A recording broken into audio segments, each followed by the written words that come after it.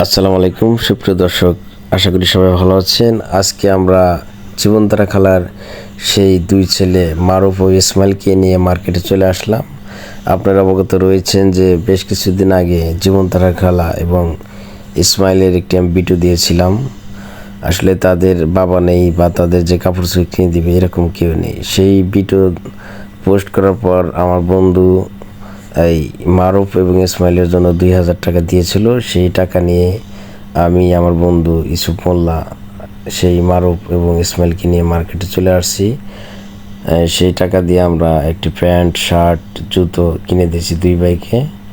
তারা pant, shirt, জুতো পেয়ে অত্যন্ত খুশি হয়েছে। তাই আমি বলবো, যারা সমাজে বিদ্যমান রয়েছেন এবং প্রবাসী যারা রয়েছেন, মানবদের বাসায় একটি ফ্যান প্রয়োজন, সেই ক্ষেত্রে তার মার কাপড় চোপড় প্রয়োজন, আর এবং তাদের ঈদের যে বাজার সামগ্রীর প্রয়োজন। তাই আমি বলবো, যারা দিতে ইচ্ছুক তারা অবশ্যই আমার ফেসবুকে এবং এই পেজের নাম্বার দেওয়া আছে, সেক্ষেত্রে আপনারা যোগাযোগ করবেন এবং মারুফ, ইসমাইল ও তার মা এবং এইসব অসহায় পরিবার পাশে দাঁড়াবেন।